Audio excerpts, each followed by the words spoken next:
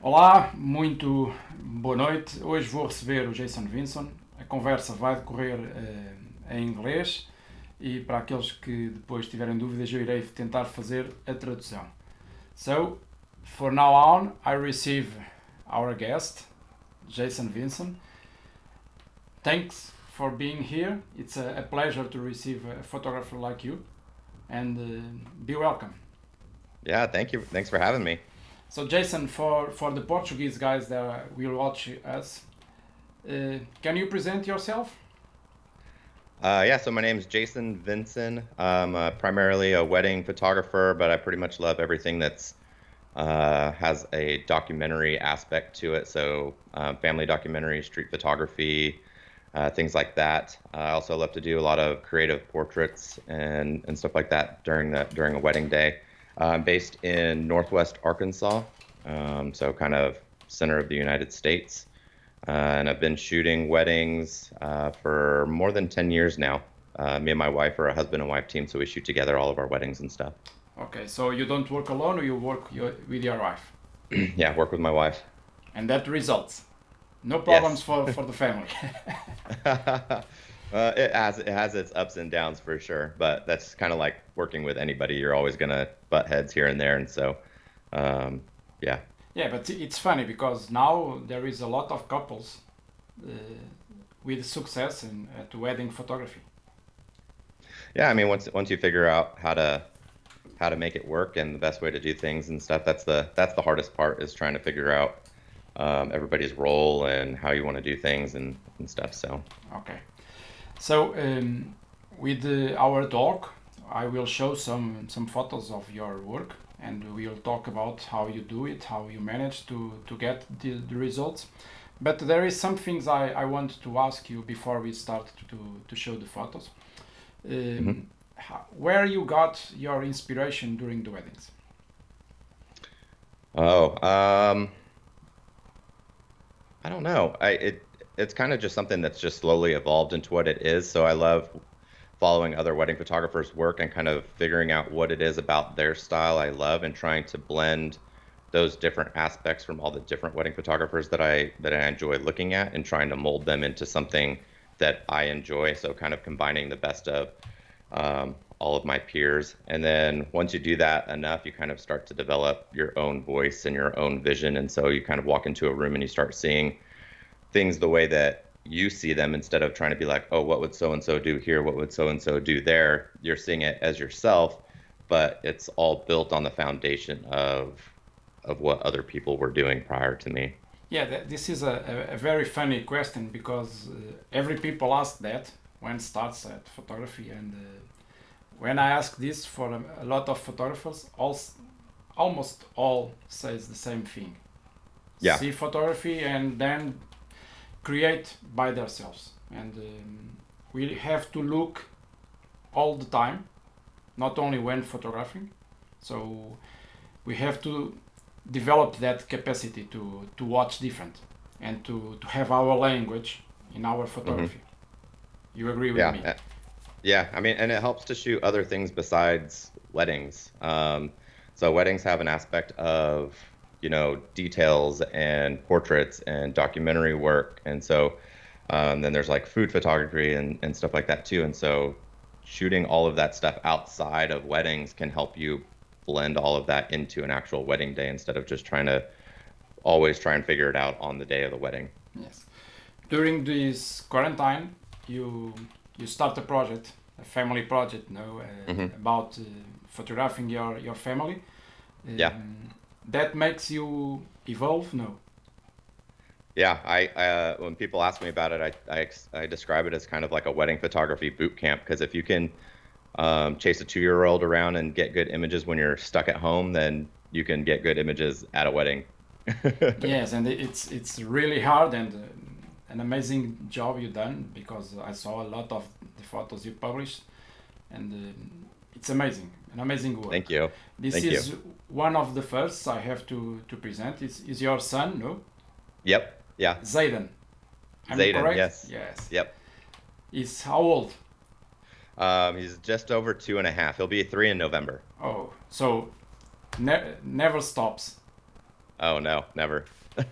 It's in but you try to make composition during these photos is really good because you never lost your capacity to create and to make your photo even with family. Yeah, yeah. So the whole goal behind the project was to not only just document our family and kind of the everyday life of quarantine being stuck at home, but was also to um, do it in an interesting way. And so it's kind of similar to the way I shoot weddings. So I didn't really change the way I shoot when it comes to like wedding photography, but I'm just doing it at home. So I'm always looking for light and then composition and moment. And so if you have good light and good composition, then even like in this situation, like he's literally just running through the grass, so there's not a super interesting moment, but the light's interesting and the composition's interesting, and so even just a minute moment of just running through the grass looks interesting, and so for me, just concentrating on light and composition, and then just waiting for some type of moment. It doesn't have to be anything epic, but just something to kind of tie it all together. And sometimes some strange composition that gives you amazing image, no? Like this one with you play with light, very good with this one and the dog. Yeah, this is just window light. It's just hard light coming through a window, and um, my son Zayden is getting the light. It's like the indirect light from the window, and then the dog is getting the light bouncing off the carpet, Okay. filling in the dog's face, So and then just framing it to where everything else is in shadow. how you manage the hard light during the weddings? You like to work with the hard light or you prefer not hard light, I a prefer soft hard one? light. Hard light's my favorite to Yes, work like with. me. Yeah. Yeah, so to manage and play with shadows and Yeah, every time everyone always loves like a cloudy day and the nice soft light, and to me it's just soft light is boring light. Like yes, soft light's very pretty, but it's not to me it's not very interesting. And so I'd rather struggle through dealing with the weird shadows that you can get with hard light and making it work because that's how you get something that's a little bit more interesting. yes, this one is a good example of how you manage the hard light Yeah. and it's very nice the composition. And there is a myth that says that photographing during hard light is not good, but now in nowadays I think that many people manage to photograph with hard light and with amazing results. Yeah, yeah, there's a lot of people that use it very, very well. And it's different and you can play with the light and with dark also, like in this photo, Hmm. and for composition to create is really good. Yeah. Yeah. So this time you are managing to do this family project. Hmm. Do you have another projects in mind? No. Nothing that's really ongoing. Like, I did just a quick little shoot with some Barbie dolls while we were in quarantine, just because a bunch of people were doing it. So I was like, oh, it'd be fun to do it like in our style and like using the hard light and off camera lighting and stuff like that. So I did that, and that was pretty fun. But that was just kind of a little like 1 hour thing to see what we could do. But ongoing projects is really just the documentary stuff. Okay. During the weddings, and I will start to show the photos of the weddings. Hmm. Do you prefer to do black and white photos or color photos?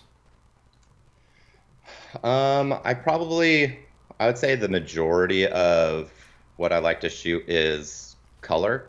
But a general rule I have, and this is a good example, is that if there's a lot of emotion in an image, I tend to lean towards black and white, just because I feel like color can be a little distracting as far as pulling you away from the actual moment, whereas in black and white you tend to focus more on the moment. Um, and then also just if colors are super wonky, I'll turn it black and white. Like if the white balances are super crazy and I don't want to deal with it, I'll turn it black and white. And do you prefer a classic black and white? I prefer like something like this with that has like very deep Yes, blacks and some bright whites. with Yeah. contrast and Yeah, very high contrasty. not many grays like many people do it at Instagram. Right, yeah. Yes, that's one of the characteristics we have in common because I don't like that gray photos. No, I like really contrasted black and whites, really Hmm. strong, because for telling the emotion of the photo is better for me. Yeah. This one is really good because it's an example that you don't like to interact in the wedding, right? You love to tell the story, but Right. being the less in direction. Yeah, so the way we explain it to our couples is whenever they look at their images, we want them to remember what it felt like to be in that image and not remember us telling them to do something to get that photo. So during a wedding day, we're very hands-off in our approach. We might, if the bride's getting her dress on, we might tell her where would be a good spot to put the dress on. But other than that, we're not going to like direct her movement or anything like that. Yeah, so only trying to place the couple at the good light and nothing more. Yeah. Yeah. Yeah. I prepare the photos by some black and whites and then we go to the colors because your color photos have amazing details I want to talk. This is Okay. one of the emotion and party. Hmm. Yeah. Yeah, because many people associate emotion with tears and sad moments. No, emotion is a bunch of characteristics. One of these is party, is good moments, is feelings. Hmm. And this one is one very very good. I think this is confettis, no? Yeah. Yeah. So many people will put this photo in colors because of the colors of the confettis. But I like more like this because the focus goes to the couple. Yeah, so I have versions of this scene that are also in color, but yeah, I like the black and white version just again, yeah, because of the emotion. And you try to when you deliver the work to the couples, Hmm. you try to manage color and black and white or So we don't do, I know a lot of people that do like they'll deliver all the images in color and they'll deliver all the images in black and white. We don't do that. We do if it's an image that we see as being black and white, then that's how it gets delivered. But there might be some color versions of that same scenario or scene. It just kind of depends. Like the past image where the bride's crying, that entire series is in black and white, and there's no colors. We didn't deliver any color or anything like that. yeah, yes, because it's strange put a photo in color with a bride in tears. It's really strange. Hmm. I think that in black and white will be really really amazing. Hmm. More And it, impact. yeah, and I Gives mean, more there's always impact. exceptions. There's always exceptions to the rules. One of my favorite images from this past year of it's a girl crying, and that image is in color. And I tried it in black and white, and it just felt better in color. So it just kind of depends. But so there's no hard set rule of emotion equals black and white. But Yes. in general, that's the way that I lean. Okay. You also try to capture funny moments. Yeah. Yes, that is. Most people think that weddings is always party and emotions, but no, there is a lot of funny moments, strange moments. Yeah, absolutely. Yes. Especially all the in-between moments, especially during like getting ready stuff or kids playing and being crazy is always a fun thing to look for. If you don't see anything that you can shoot, just look for some kids. Um, Yes, but yeah. they are uh, um, our best tool to work in a wedding. The kids. But Yeah. tell me, how you prepare a wedding? You try to prepare it before, or you try to achieve to the wedding, and okay, I will try to look what it happens and photograph. Yeah, so I don't do any sort of like pre-scouting whenever we show up to a wedding. So even on like destination type stuff, the most I'll do is if it's like a destination wedding or something, we might get there a little early and kind of walk around and just see what's within walking distance. But as far as like getting an idea of what images we're going to create during the day, I don't do any of that. I'll also look for interesting light or interesting compositions throughout the day and keep an eye out for when moments start happening near those areas. So if there's super cool light in a window and it has a clean background and stuff, I might wait for moments to happen near that area. And if nothing ever happens there, then we might use it for some portraits because obviously portraits are a little bit more hands-on. We're directing, we're posing and stuff like that. But I always love to have a natural moment happen in a scene like that. So I'll just take mental note of things that I see and just wait for stuff to happen. Yes, because in here and with other photographers I talk, most of them prepare the wedding, so they try to see the venue, they try to see how the house of the couples. I don't like that. I like to be surprised on the day, and what I feel is what I try to put on my photos, so the couples can watch what I feel, how I feel the story of the day, and not Yeah, prepare. You do the same. definitely.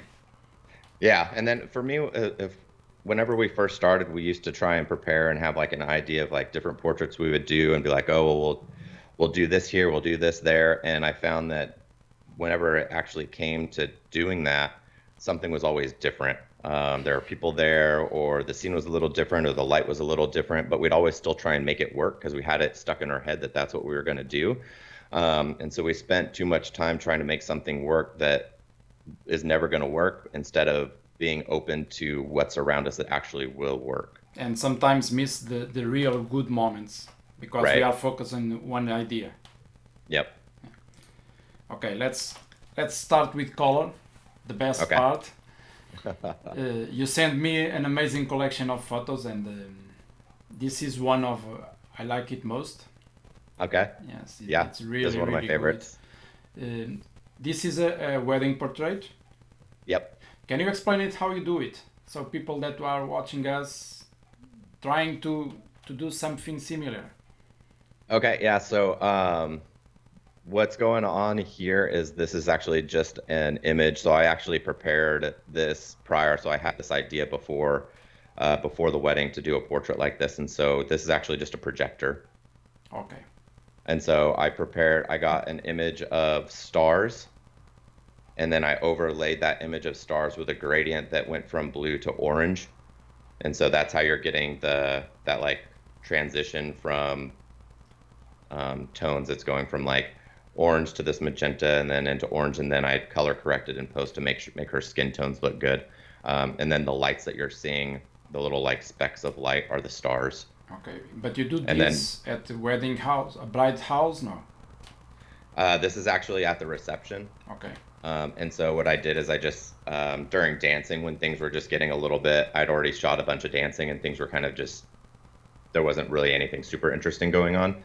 So I just stepped away and found a dark corner, set up my projector, and then pulled her over for a quick portrait. Okay. So you like to use a bunch of tools to the wedding day to create some different image, not only flash. Uh, so yeah, I mean, I used so this is actually one of the only images that I've ever used the projector for. It's one of those things like when I find a cool tool, I don't want to overuse it. So I've done this portrait. I've done one other one that was probably maybe a year later, and I haven't done anything since. So maybe it's time to break it out and get something created with it. But I don't like to use the same tricks and the same tools over and over and over because then they just get overplayed. Yes, yes, but this is really good, and I never will say that is a projector. Yeah. It's really really good, and because in the face it seems really that is window light. Hmm. It's very very good. This one is with the flash, right? Yeah. I saw this in a video you put in Facebook, I think, and Yeah. So yes, this is really really good. During the wedding day, you try to make this image, or you don't have time, or you don't want to do this image at the weddings. oh yeah, I always try and do images like this at weddings. Yes, Yeah. you with your couples, you ask them, and okay, let's do something different. Let's create. Nope. I don't. They have no idea what I'm doing whenever I'm taking an image. So I mean, I always get the safe shots, but sometimes we start with the interesting shots if I see something that I want to try.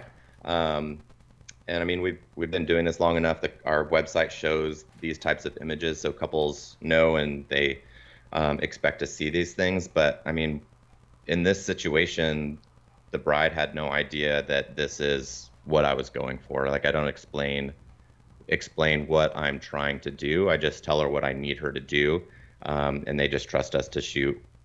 Yes, that is the good thing, that if we show our work and we believe in our work, the couples Hmm. will start to trust in us and don't question.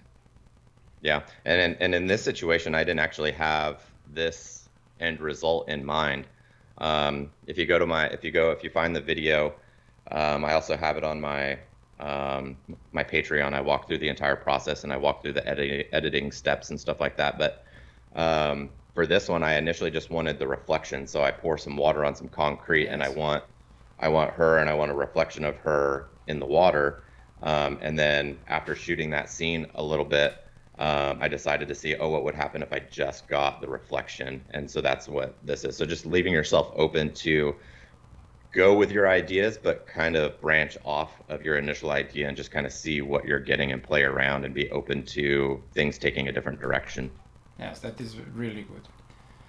Kids, we are talking before that is a good ally for us, and you always try to see where kids are during the weddings and making composition with them. Yeah, and this situation, we were actually shooting portraits, maybe 50 to 100 feet away from where this chapel is. We are just kind of in a grass field, just doing some formal images. And we're starting to walk back, and I look over my shoulder and I see this little girl way up on top of this chapel. She is obviously not supposed to be up there. She snuck away from her parents. All the guests and stuff are like maybe 100 yards away from this, like inside. And so I just ran over there and I'm telling her to get down because I don't want her to hurt herself. But at the same time, I'm like, well, you're already up there, so I'm going to go ahead and I'm going to shoot the scene. I'm going to shoot you coming down and stuff. But yeah, I was like, you got to get down right now. And we always have to have the camera prepared for shoot. Yeah, yeah, for sure. But kids provide us a lot of good photos, uh, Yeah, funny moments and not funny, and some curious ones, very different. yeah, absolutely. Yes. So now start with a group of photos that works a lot with composition. Okay. This is a chapel. Yeah. It's very different from Portugal chapels. This is always in wood, no? In general, they're pretty much always in the woods. We have three of these types of chapels in our area, and they're pretty different for the United States as well. It's just there's an architect that built three of these types of chapels, and they're all glass chapels. So the sides are all windows, the backs are all windows, the fronts are all windows. But each chapel has some different elements. So this one has like curved beams. There's another one that has like straight, hard edges and stuff like that. Whoa. Um, but yeah, and this is actually where me and my wife got married. This is about 30 minutes from our house. Okay, this is really good. You use a flash with gel, no? Yeah, so I actually we shot a wedding at this chapel just the day before this wedding, or like 2 days before this wedding. So it was kind of like a back-to-back wedding type thing at the same chapel. The first wedding was during the day, and I did a very similar portrait, backlit on the door, silhouette with them on there. And this couple I posted it as like a preview, and this couple saw it and they loved it. So I was like, oh, so I'll have to get something similar for them that they'd love. But their wedding was around sunset. So I was like, oh, I got the idea to put a big powerful studio light inside with an orange gel on it to light up the inside orange, just like this, and then put a flash on the door. And the idea was to basically create this image. But as I was getting set up, I realized that it was that perfect time of day where just the lights on the inside were lighting it up for me. So I was all set up to do my initial idea, but upon setting things up, I realized, oh, I didn't actually need this big light on the inside. So I just turned that off and just used the ambient light that was inside. Oh, very, very good. we come back to emotions. This is Yeah, and the this is that photo you image I took. was talking about where I was like, I tried it as black and white, but it just worked better as color. Yes, because at this photo the color are very similar. Very there is no big contrast between colors, so Hmm. the focus goes to the bride. Yeah, and that's actually the bride's daughter. Okay. So the bride is wearing the black shirt. Oh, the bride is at black. Yeah, the bride, because yeah, this is during getting ready, and so she hasn't put her dress on yet. Okay. And what is at this frame that is at their hands? I didn't actually see what was inside the frame, but it was some. I think it had something to do with her dad, or um, I'm not sure, but it was something obviously sentimental that she was giving as a gift to her daughter. Yes, and because this catch my attention, because you look to the photo and you want to see more, and that is a good photo have to do that. Hmm. Makes you desire to watch more. Okay, I Yeah, want to see more of this. I want to see the series of this photo. yeah, And this one is you catch the emotion, and you make us desire the rest. yeah. And so this is a good example of color sometimes result on emotions, Hmm. and we have to be watching all the time what's happening. No, Yeah, absolutely. the weddings in USA, how many hours? Our average is around 10 hours. Okay, so they are little.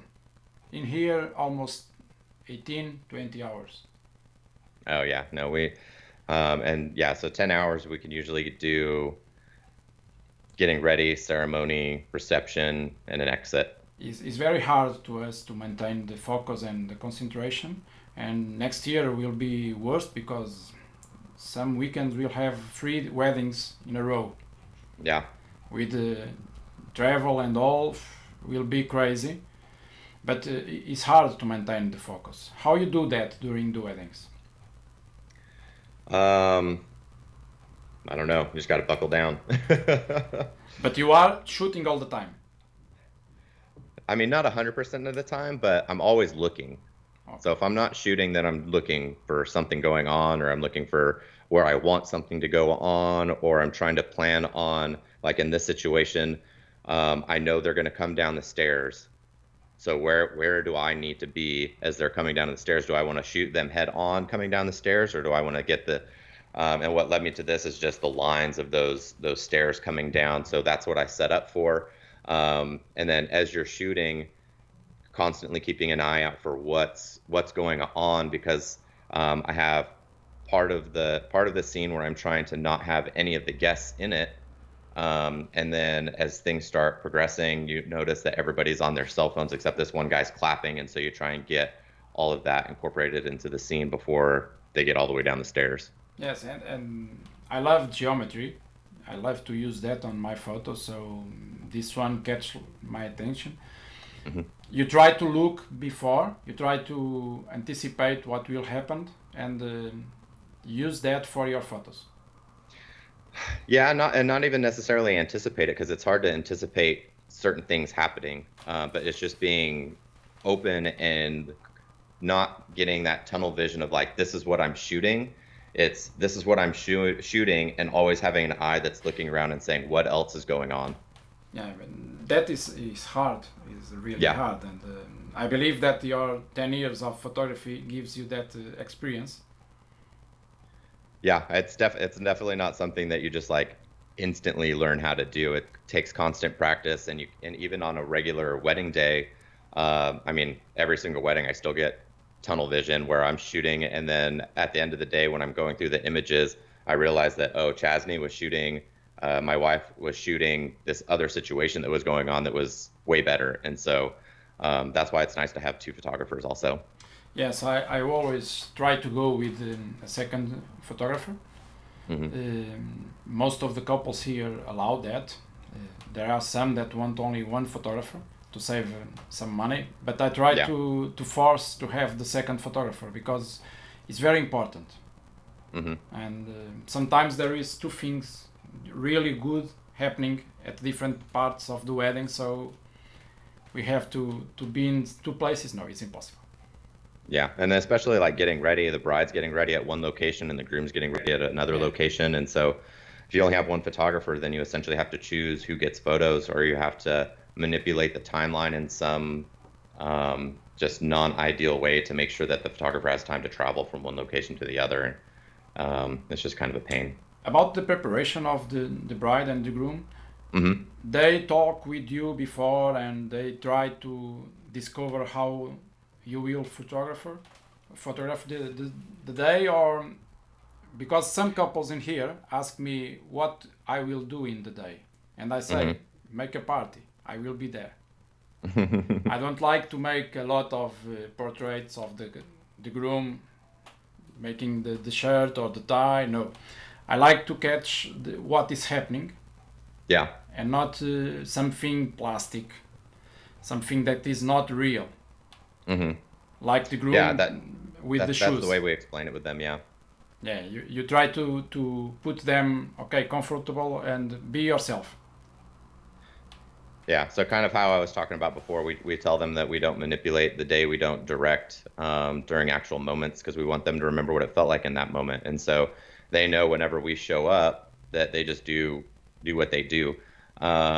And one thing that I try and always do whenever we first show up is, and you're introducing yourself and saying hi to everybody that's there, is just to let everyone know, like, hey, you're never in my way. Because there's a lot of times where you're trying to use um, someone in the bridal party as like a foreground element to tell a story about Okay. what's going on, and they're like, oh, and they think they're in the way, and so they get out of the way. But just to let them know, like, hey, you're never in my way. If I'm pointing my camera at you, it's because I want you to be there, even though you might not technically be doing anything, or you feel like you're in the way. Like, just always just continue on with what you're doing. Yes, and it's important. I watch at your website that you say to the people, you are not a classic photographer. Hmm. That thing is very important. We have to say that to the couples. We Right. have Yeah. we have to share our vision of photography, and okay, I'm not like the other photographers. I'm like this. And the couples, they contract you for the wedding because your photography, not of the Right. Yeah. And price. that's So and all that conversation comes up before they even sign a contract or pay any money, because we want things to be very clear before there's any type of commitment. We want people to understand what they're committing to. yes, that is really important. This one is during the venue first dance. No, This is actually just a portrait that we took outside. okay, This is during the reception. It's after all the first dances and stuff like that.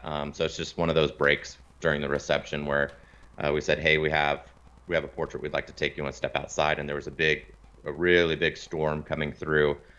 So we only had maybe 10 minutes to get something. And so that's why you can see a lot of these bubbles are broken and like warped and stuff like that. It's because there's a big storm coming through and the wind's actually blowing pretty hard.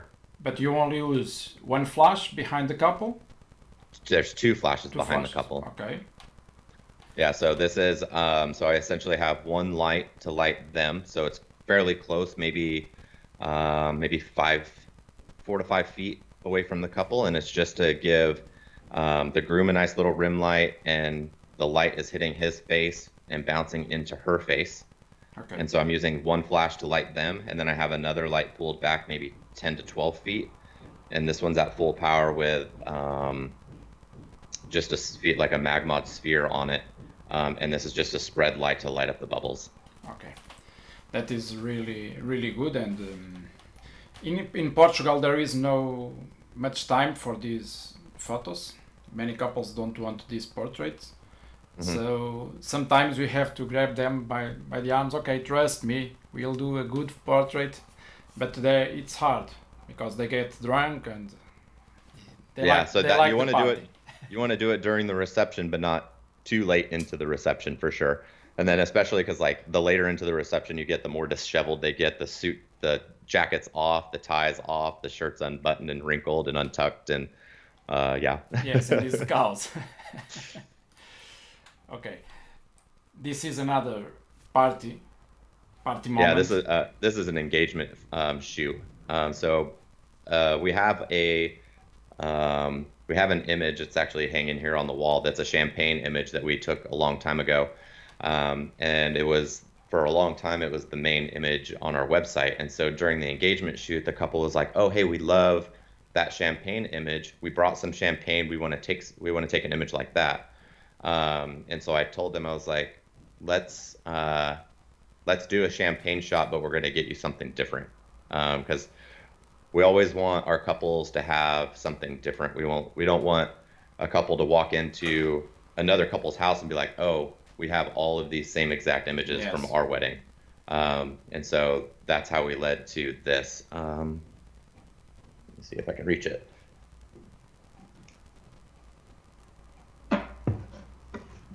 I don't know Okay. if you can see it. Yes, I can see. So that's the image that they wanted to recreate. So it's essentially just a couple shooting champagne towards each other. And so in this one, we switched it up. And what I did is there's one Godox AD200 to camera left to light up their faces and the champagne spray. But whenever there's elements in the air, champagne, fog, confetti, or anything like that, I always want to put some type of backlight on it to help separate it from the background and kind of light it up. But I only had one flash, and so what I did is I got a flashlight that I had in the car, and I set it up on a rock and just kind of pointed it up. And so that's that orange light that you see. It's a different color temperature, and so that's from a flashlight. And since I was using constant light, I slowed my shutter speed way down, and that's how you get that spray. And so you get the movement in the spray from the flashlight, and then as soon as the flash pops, it fills them in and freezes the rest of the champagne. And the groom face is really amazing because Oh yeah, they're both getting super into it. yes, your eyes goes immediately to the groom because of the Yeah. faces. Now it's the final two, this one and another one. Okay. Yes, this is something I like to shoot also. I love at with hard light sometimes. In here there is a place I use trees to do this. Hmm. Um, this one is real color, the wall, no, the red. Yep. Yeah? Oh, good, Yeah. very good. And this is during the day. Yep. Yeah. This is lit with only the sun. There's no flash or lighting or anything like that. This is just the sun. Okay, lunch hour, no? Probably. This is probably like 3 p.m. ish, 3 or 4 p.m. Yeah, okay. That, So that, so the light's not directly overhead, but it's dipped down a little bit to cast the shadow from the trees onto the wall. that is the kind of image you like to do. You like to play with the shadows. Yeah, absolutely. Yeah, that is really create impact Hmm. with different elements. Yeah, always looking for highlights and for shadows. Yeah, that's why I love your work because I like that too, and helps me a lot to compose the photos. Yeah. That one, I saw that in many images you only have the bride. So for this image, this is actually just a bridal shoot. Okay. So the groom wasn't even there. Oh, okay. Yeah. In there you make a lot of that. In here, no. Um, Here, not a lot. Maybe 1 out of 10 weddings will have a bridal shoot.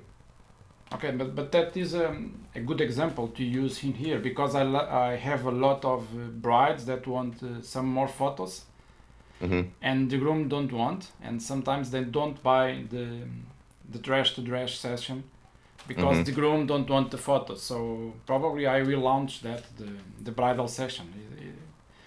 A good idea. Thanks. Yeah. No, and it's a curiosity because in many photos I only saw the bride and not the groom, and that makes me curious. Yeah, and we'll do that during the day too, because a lot of the time, like for half the day, the bride is not with the groom Okay. because they haven't seen each other, and so we'll take portraits before they actually see each other and before they've done the ceremony and stuff like that, and same with the groom, and so so that's how you get See, those images with them apart. Yes, but in here the weddings are very soon, 11, 12.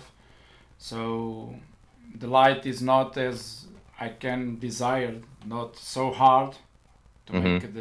the portraits, and they start to prepare at 8, 9 in the morning. So Yeah. we don't have a lot of time to do that, but after the wedding, yes, we can do this. Yes, it's really interesting. Hmm.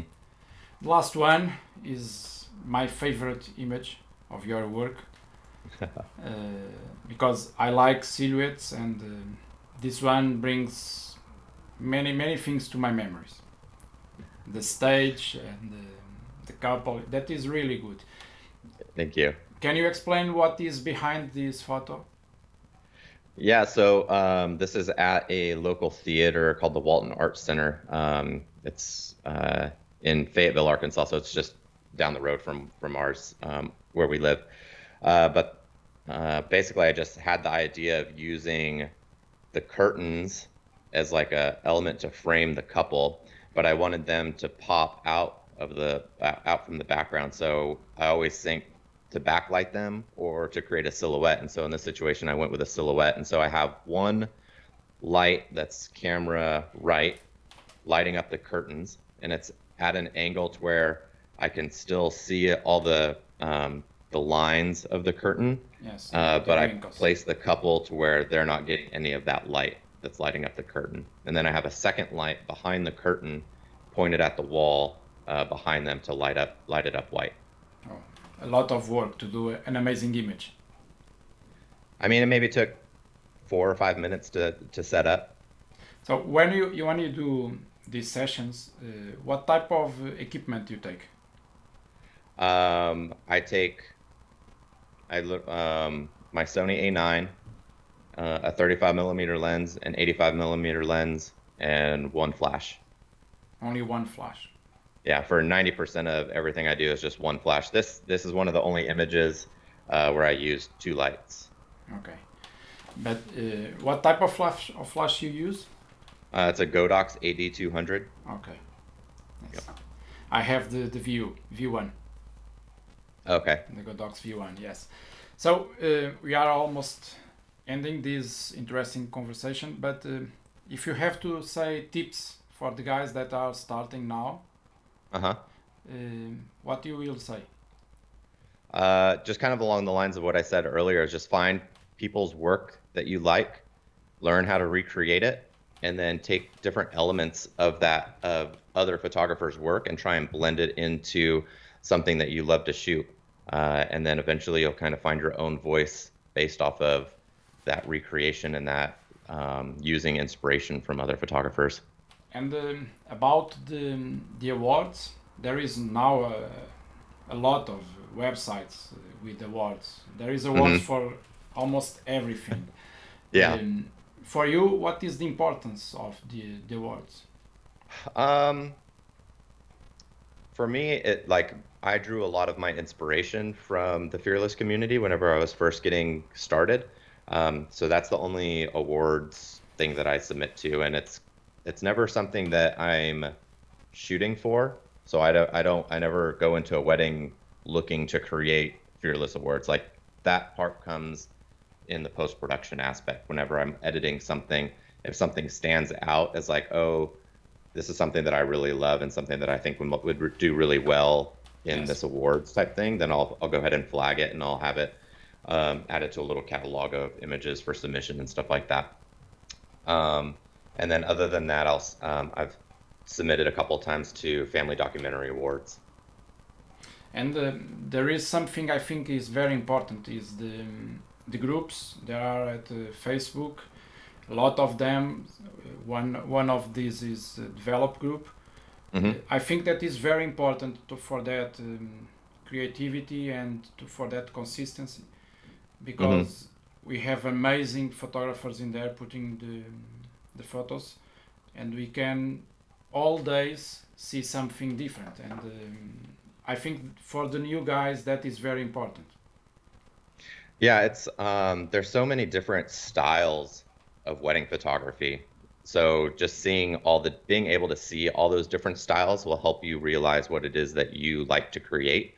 Um, and so, and that's kind of like, it's the same thing that a bride and groom deal with. Like if they only see a certain type of wedding photography, then that's what they look for because they don't know Yes. anything else exists. So being able to put your work out there and show them like, hey, there's something else. That's how you get the couples that really enjoy what you do. But as far as wedding photographers, yeah, being able to see other people's work, how they create, what they're shooting, how they're editing, can help you narrow down what it is you like about wedding photography or photography in general. I noticed that you now start something to criticize photos. I also consider that very important for the new guys. Don't be afraid of critics and Yeah. show your photos. Try to improve with the tips from other photographers because we always see something different in image that there is now from us. Hmm. And sometimes we look to our image and there is something, an error that is so noticeable and we can't see because we are connected with the photo. Yeah, you definitely get emotionally tied to certain photos, and you can see a photo and you feel the emotion in it because you were there.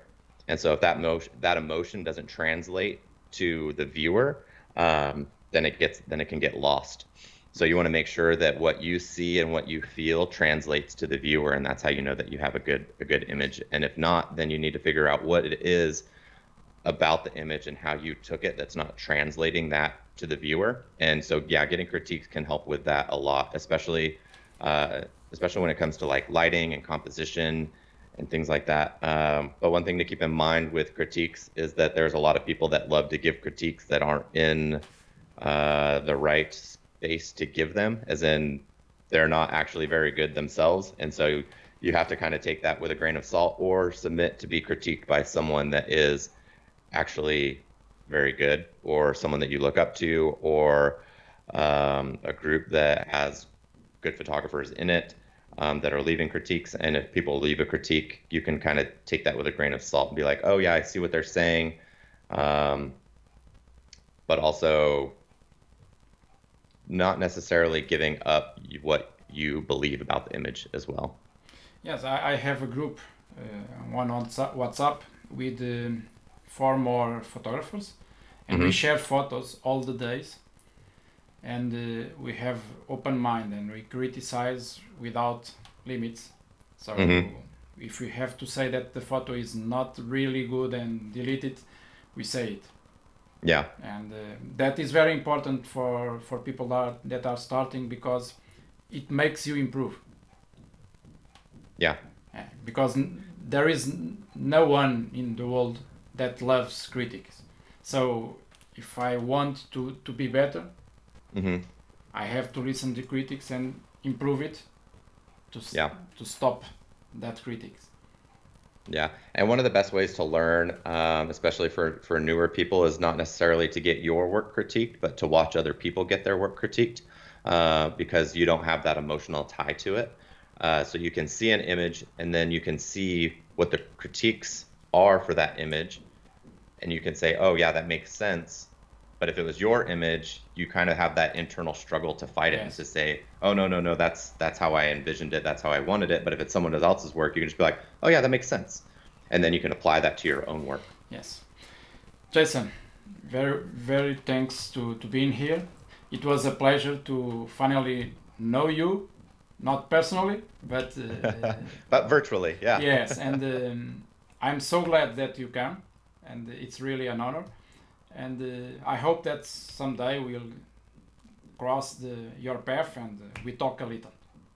Yeah, And absolutely. you know, when you come to Europe, if you come to Portugal, you are invited to be with me and drink some beer. I would love to. Okay, many thanks, Yeah, thank you. and I will talk very most. Okay, Okay, thanks. sounds Bye. good. Have a good one.